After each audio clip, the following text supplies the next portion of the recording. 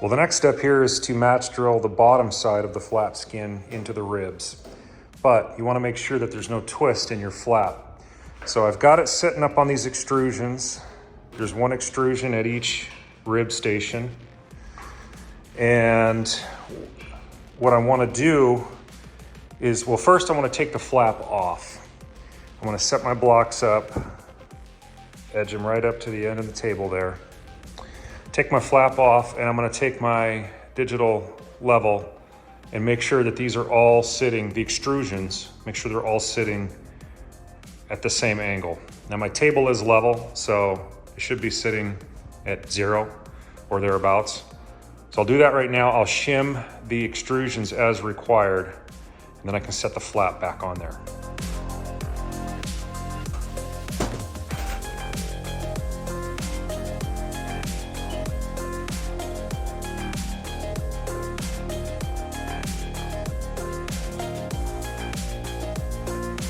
I do need to do a slight bit of shimming on this extrusion and the one at the very end. I've got to lift up this edge here and this one here. I'll just use a couple little pieces of paper.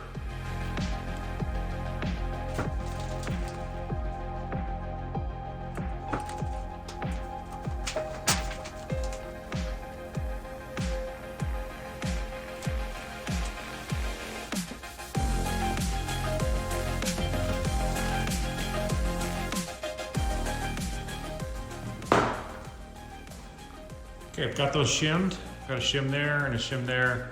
These are all sitting at the same angle.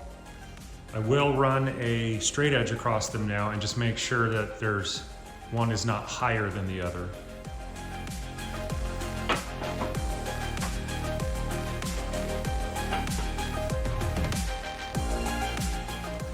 Looks good.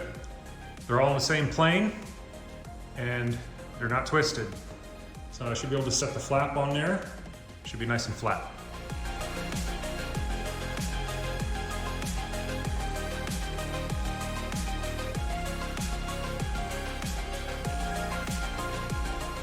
Okay, now I'll go ahead and put my lead bags, my 5-pound lead shot bags on here at the rib locations and get that skin held down. And I'll be sighting down in those holes, looking for the line that I drew. This line, and getting the hole centered up on that line so that my edge clearances are correct. And then it's ready for match drilling.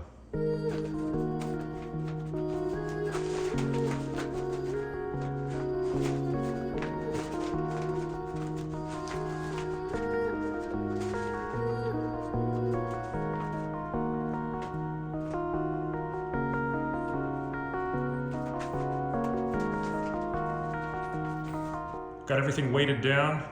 The top side of the skins are flat against my extrusions, and I'm ready to match drill.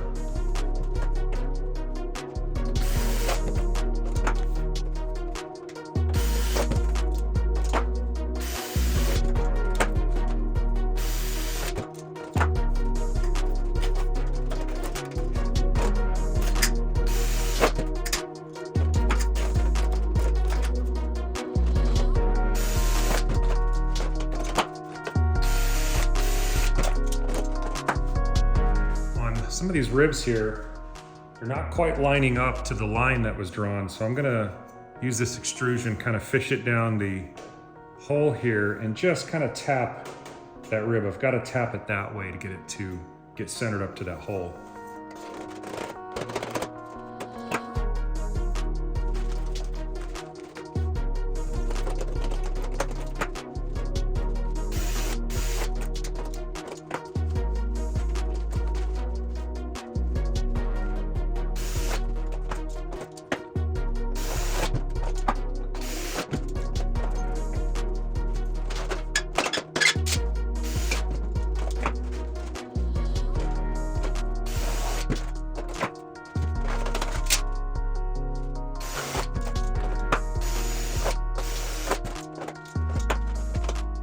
Got all that match drilled and clecoed up, and everything stayed nice and flat all the way down. So in theory, I should have a relatively flat flap. Next step is to get the spar in place. And to do that, first I want to, you can see there are burrs, little chips inside the tube there. And to deburr that, I'm going to use my in and out deburring tool. See if we can get it here. You've seen me use this before. You just pop it in, pull back slightly, give it a couple turns, and then pull it out. That should clear that out. Hey, interestingly though, check this out. So most of this aluminum for this airplane, and actually almost every airplane, comes from Kaiser aluminum. And that is not far from me at all, right here in Chandler. I'm in Queen Creek, and this is just a few miles away. So I'm used to seeing this and saying, oh, it's come right from here. And I've tried to buy directly from Kaiser before, and they won't sell to you unless you have a big account. So you still have to go through your dealer to get your aluminum, even though this is just a couple miles away. But anyways, I'm going to get to deburring this.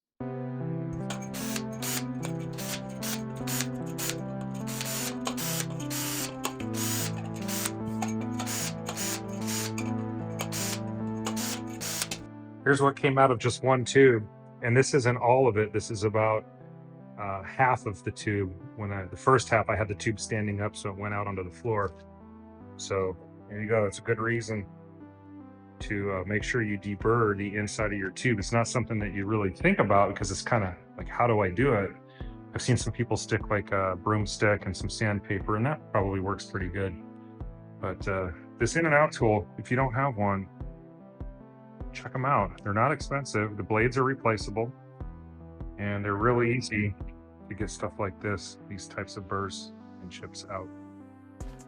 Okay, I'm going to slide the spar in the flap, and forewarning, this is a nails on a chalkboard type of sound. So if you don't like that, mute your audio.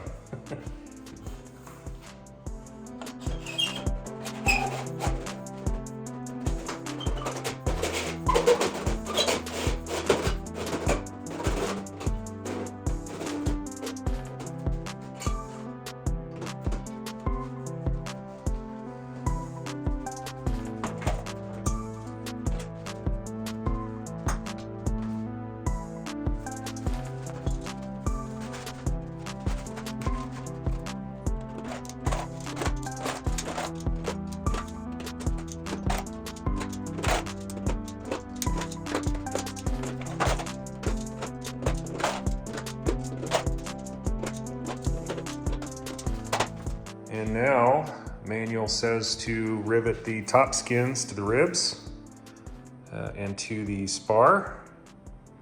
And then after that, I can flip it over, check it again for twist, and match drill through the skin into the ribs for the bottom side. But first, let's get to working on riveting the top skin.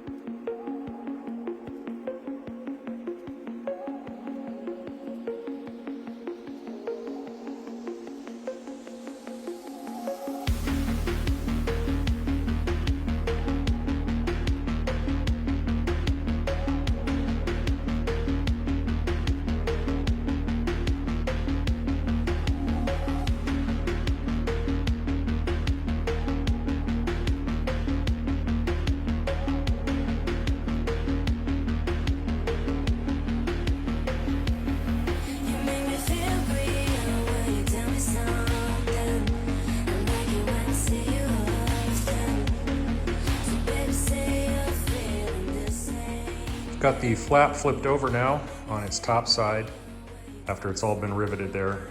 Now I can work on the bottom, and I've got it back up on the extrusions. Got it sitting flat, got it weighted down, and actually I need to level this out. About right there. And now I can go ahead and match drill through the spar holes, and then I need to open these all up to number 30s as well.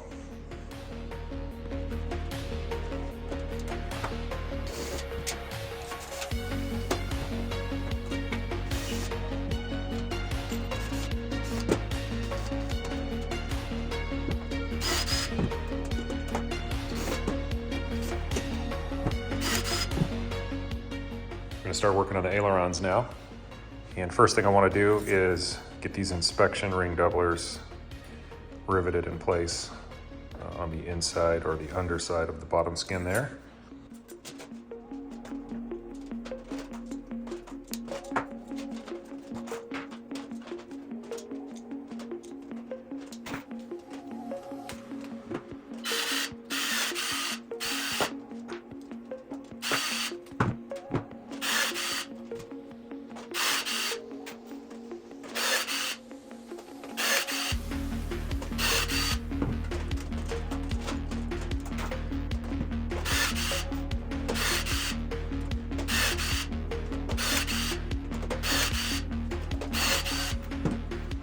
Next, I'm going to rivet these push-pull tube attach plates to these ribs. These are the action, they call them the action ribs. They're a little thicker than the others. And these only get 3 rivets. This top one doesn't get riveted because that's where a bolt goes through when you attach the push-pull tube. So I'll go ahead and rivet these in. These do rivet from this side again. They kind of go from this side. On this one, I'm gonna go to the manual. I don't wanna fuss with any potential issues of interference there. I could probably do like I did on the flaps, but what I'll do is I'll just rivet it from this side, and then on the back side, I'll just use these 960 fin washers as like a backing washer, just for a little extra security there.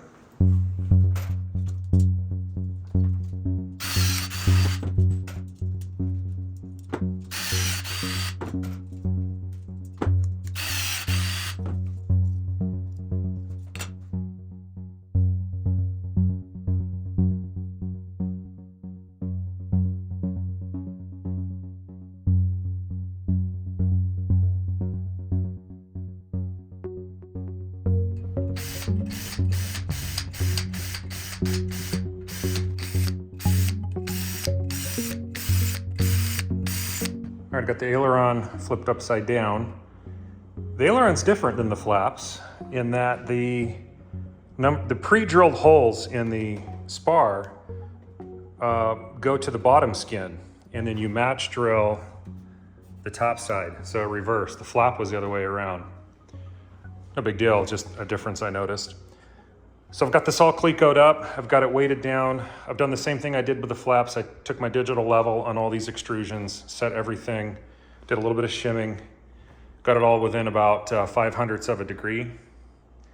And now I'll go ahead and match drill all these rivets, making sure to, here's a case where you can see I need to move this rib over a little bit because I don't want it contacting any part of the skin.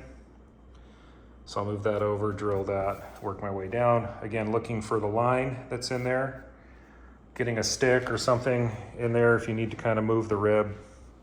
These are all lining up pretty good. This one I'm probably gonna have to reach in and move over, but not too bad. I'll go ahead and get this match drilled.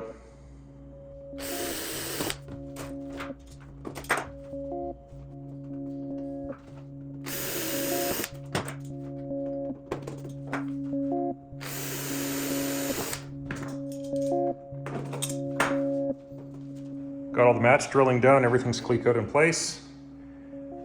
Take the weights off now, I'll get it flipped over and make sure it's all flat again.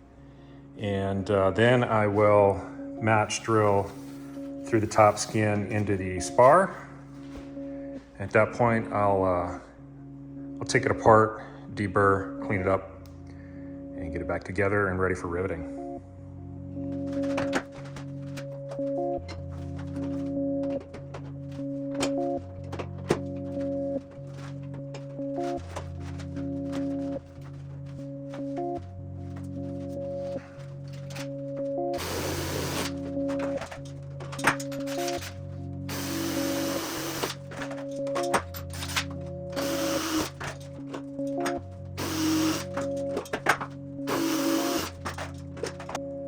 Got everything match drilled. It's time to take it apart, get it deburred.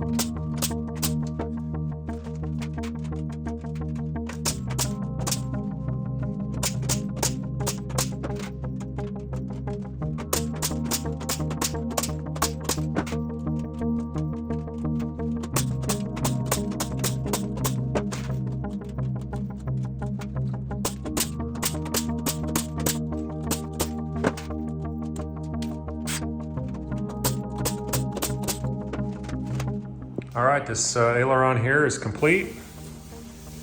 It went together almost exactly like the flaps did. Very little difference. No problems. I'm really impressed with how light these are.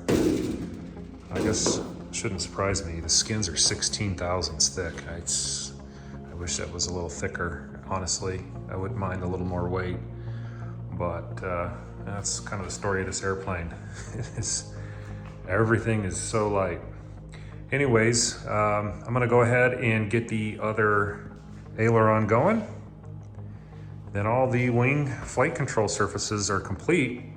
Hey, these are taking me about 3 hours start to finish for each control surface. Each flap took, well, the first flap took about 3 hours. The second flap I got done in about 2 hours, 45 minutes. This aileron took about a little over 3 hours. I bet the next aileron will go a little bit quicker. Let's wrap it up for the part 2 of the flaps and ailerons. This actually concludes the flap and aileron videos. Got all 4 of those done. There's 2 of them sitting back there, and I got 2 downstairs. Pretty easy build on those. They went together pretty quickly, as I said, just a few hours a piece on each one, and no major issues. So I am recording this right now. This is about a month and a half, maybe close to 2 months after I had done this construction of the flaps and ailerons. As I mentioned in a previous video, I hadn't been feeling well. So all this content you've seen in the last 3 episodes is stuff that I had kind of in the bank. I had done previously and edited and just kind of releasing it slowly. I haven't been in the hangar and done a whole lot really. All of June, well, half of June, all of July, and now it's just past the first week in August. I haven't really been in there. I am improving, I am getting better, but this is a slow recovery. We still don't know exactly what it is. I'm still thinking it must be some kind of a viral hit that just absolutely crashed my central nervous system and endocrine system and all kinds of things. But finally have some energy. I'm able to kind of get around a little bit now. But I was hoping to have had, really by now I was hoping to have 1 wing completely done and started the second one. That hasn't happened, but no big deal. I'll just get to that. Probably start the wings in September, another 3 or 4 weeks from now. And we'll have had maybe like a 3-month delay. No worries, it's summer here, it's hotter than crap. We had 110 degree plus days for over 30 days in a row. It set a record that was 48 years old. And they say that statistically, this record heat wave that we had this year probably won't be broken for another 300 years. So it was hot. So I probably wouldn't have been in there anyway. Anyways, enough of that. Thanks for watching Ailerons and Flaps. I do have one more set of videos that I need to edit from a couple from June, which pertains to my instrument panel. And I'll be able to get in and edit that. After that, I don't have any more content, so hopefully I start feeling a little better soon, get in the shop, get some work done, get some videos going. Thanks for watching.